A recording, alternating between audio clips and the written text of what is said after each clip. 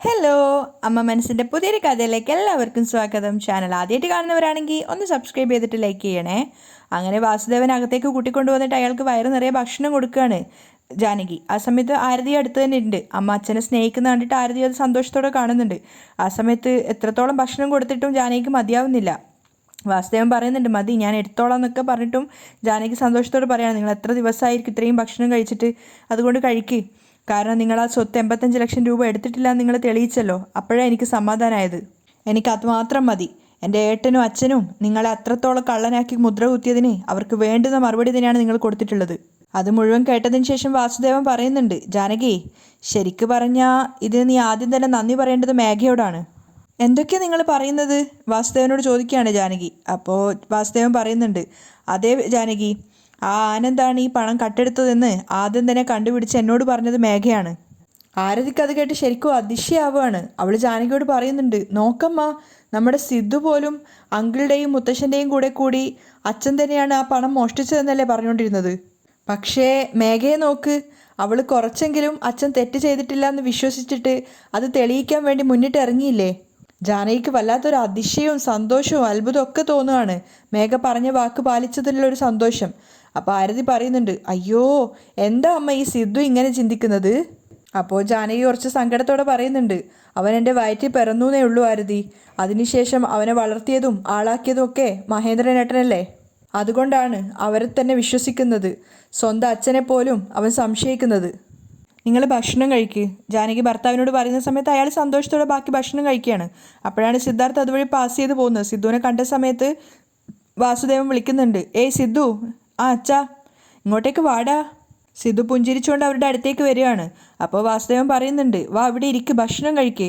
വേണ്ട അച്ഛാ, എനിക്കിപ്പോൾ വിശക്കുന്നില്ല, ഞാൻ പിന്നെ കഴിച്ചോളാം. അപ്പോൾ ജാനകി വാസുവിനോടൊരു ചെറിയ പുച്ഛത്തോടെ പറയാണ്, ഇവൻ നമ്മുടെ കൂടെയൊന്നും ഇരുന്ന് ഭക്ഷണം കഴിക്കില്ല, അവനവൻ്റെ അങ്കിളുടെയും മുത്തശ്ശൻ്റെയും കൂടെയൊക്കെ ഇരുന്നേ കഴിക്കുള്ളൂ. സിദ്ധാർത്ഥ അമ്മയെ നോക്കിയിട്ട് മറുപടിയൊന്നും പറയാതെ നിൽക്കുകയാണ്. അപ്പോൾ ആരതി സിദ്ധാർത്ഥിനോട് പറയുന്നുണ്ട്, പക്ഷേ നീ ചെയ്തത് വലിയ തെറ്റായിപ്പോയി സിദ്ധു. ആ 85 ലക്ഷം രൂപ നമ്മുടെ അച്ഛനാണ് മോഷ്ടിച്ചതെന്ന് നീ എങ്ങനെയാണ് വിശ്വസിച്ചത്? ജാനകിക്ക് ദേഷ്യം വരുന്നുണ്ടായിരുന്നു സിദ്ധുവിൻ്റെ അടുത്ത്. ആ സമയത്ത് ആരതി പറയാണ്, എന്തോ ഭാഗ്യം കൊണ്ട് അച്ഛൻ ആ പണം എടുത്തില്ല, അതെടുത്തത് ആനന്ദാണ്.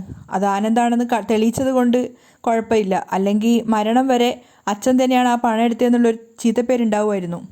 ജാനകി ആരതി പറയുന്നതൊക്കെ കേട്ട് അഭിമാനത്തോടെ ഇരിക്കുകയാണ്. സിദ്ധുവിനോട് ചെറിയൊരു ദേഷ്യമുണ്ട്. പക്ഷേ ആ സമയത്ത് സിദ്ധാർത്ഥ അവളോട് പറയുന്നുണ്ട്, ആനന്ദ് സാറ് അങ്ങനെ ചെയ്തിട്ടുണ്ടാവുമെന്ന് എനിക്ക് വിശ്വസിക്കാനാവുന്നില്ല. അത് കേട്ട സമയത്ത് ജാനകിയും വാസുദേവനും ആരതിയൊക്കെ ഞെട്ടിയിട്ട് സിദ്ധുവിനെ നോക്കുകയാണ്. അപ്പോൾ സിദ്ധു അച്ഛനെ ഇടം കണ്ടിട്ട് നോക്കിയിട്ട് പറയുന്നുണ്ട്, എന്തുകൊണ്ടാന്ന് വെച്ചാൽ അദ്ദേഹം ഇതുവരെ അങ്ങനെയൊന്നും ചെയ്തൊരു വ്യക്തിയല്ല. സിദ്ധാർത്ഥിന് സത്യങ്ങളൊക്കെ കുറച്ചുകൂടെ അറിയാമെന്നുള്ളത് വാസുദേവന് തോന്നുകയാണ്. അപ്പോൾ ജാനകി ദേഷ്യത്തോടെയും പരിഹാസത്തോടെയും ചോദിക്കുന്നുണ്ട്, ഓ, നീ അപ്പോൾ ആ ആനന്ദിനെ വിശ്വസിക്കുന്നുണ്ട്, സ്വന്തം അച്ഛനെ വിശ്വസിക്കുന്നില്ല അല്ലേ? അമ്മയോട് തർക്കിക്കാനാവാത്തതുകൊണ്ട് തന്നെ സിദ്ധാർത്ഥ് മറുപടിയൊന്നും പറയാതെ നിൽക്കുകയാണ്. അപ്പോൾ ജാനകി സിദ്ധുവിനോട് പറയുന്നുണ്ട്, സത്യസന്ധമായിട്ട് അയാൾ തന്നെ എവിടെ വന്നിട്ട് എല്ലാ കാര്യങ്ങളും തുറന്നു പറഞ്ഞു. നിൻ്റെ അച്ഛനത് തെളിയിച്ചു. 85 ലക്ഷം രൂപ ഞാനാ എടുത്തതെന്ന് അവൻ്റെ വായ കൊണ്ട് തന്നെയല്ലേ പറഞ്ഞത്. പക്ഷെ നീ മാത്രം വിശ്വസിക്കുന്നില്ല. നല്ല മകനാടാ നീ. നിന്നെ മകനായി പ്രസവിച്ചതിന് എനിക്ക് എന്നോട് തന്നെ അപമാനം തോന്നുക. അപ്പോഴും സിദ്ധാർത്ഥ് മറുപടിയൊന്നും പറയുന്നില്ല. അപ്പോൾ ജാനകി ദേഷ്യത്തോടെ പറയുന്നുണ്ട്, പോയി നിൻ്റെ അങ്കിളിൻ്റെ അടുത്തും നിൻ്റെ മുത്തശ്ശൻ്റെ അടുത്തും വിശ്വാസമായിട്ട് നിൽക്ക്. സിദ്ധാർത്ഥ് കൂടുതലായിട്ടൊന്നും പറയാതെ അവിടുന്ന് പോവുകയാണ്. അപ്പോൾ വാസു ജാനകിയോട് പറയുന്നുണ്ട്, എന്തിനാ നീ വെറുതെ അവനുമായിട്ട് ഇങ്ങനെ വഴക്കുണ്ടാക്കുന്നത്? സിദ്ധാർത്ഥ് ഒന്നും പറയാതെ അമ്മയെ നോക്കിക്കൊണ്ടാണ് സ്റ്റെയർ കയറി പോകുന്നത്. ആ സമയത്ത് ആരതി ഫുഡ് കഴിച്ച് എഴുന്നേൽക്കുകയാണ്. അപ്പം വാസു പറയുന്നുണ്ട്, ഇതെന്താ മോളെ ഇത്ര പെട്ടെന്ന് എഴുന്നേറ്റോ? മതിയച്ചാ, ഇതിനേക്കാട്ടിലും കൂടുതൽ എനിക്ക് കഴിക്കാനാവില്ല. അവൾ അവിടെ നിന്ന് എഴുന്നേറ്റ് പോവുകയാണ്. ആ സമയത്ത് ജാനകി വാസുവിനോട് പറയുന്നുണ്ട്, നിങ്ങളുടെ മേൽ ഇങ്ങനെ ഒരു തെറ്റ് വന്നപ്പോൾ എത്രത്തോളം എനിക്കതൊരു അപമാനമായി അറിയായിരുന്നോ?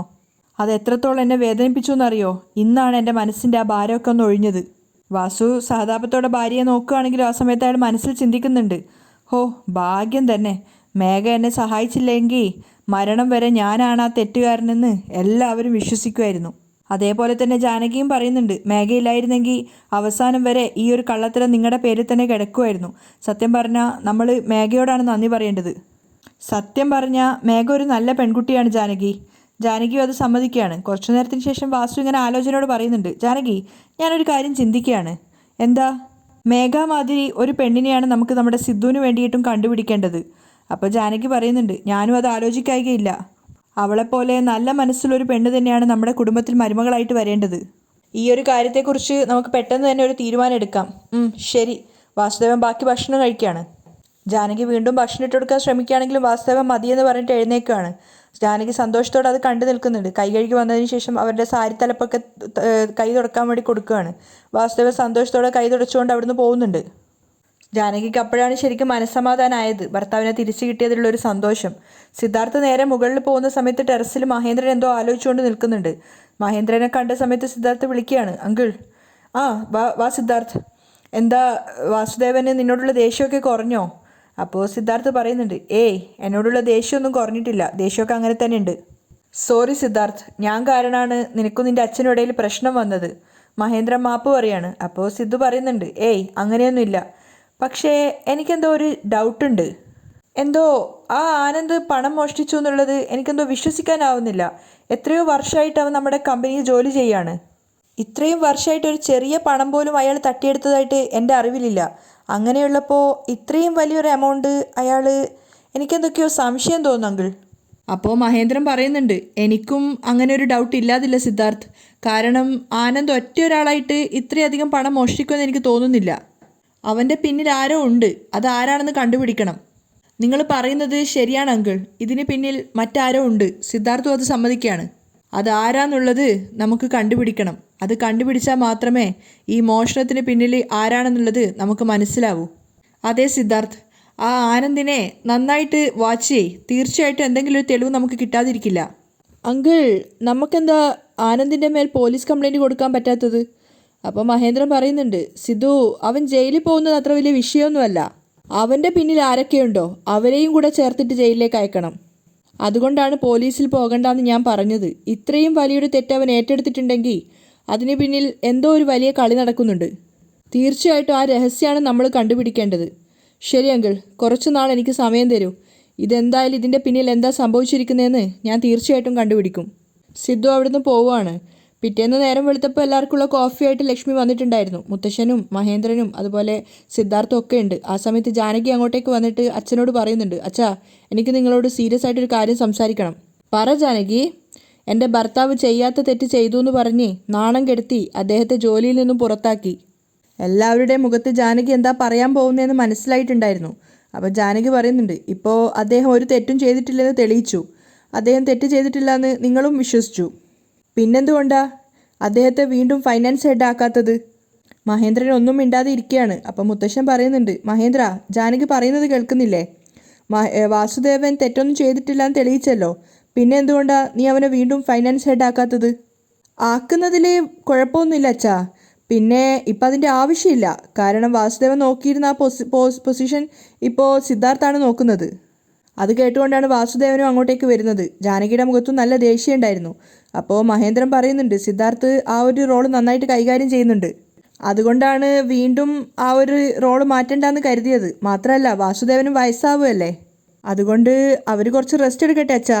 ഇനി ആ ജോലി സിദ്ധാർത്ഥ് നോക്കിക്കോട്ടെ. ആരും ഒന്നും മിണ്ടാതിരിക്കുന്ന സമയത്ത് ജാനകി ദേഷ്യത്തോടെ പറയുന്നുണ്ട്, ഓ, സിദ്ധാർത്ഥിന് ആ സ്ഥാനം കൊടുക്കുന്നെന്ന് കരുതിയിട്ട് എൻ്റെ ഭർത്താവിനെ മാറ്റി നിർത്തുകയാണോ? ഏയ് അങ്ങനെയൊന്നും ഇല്ല ജാനകി.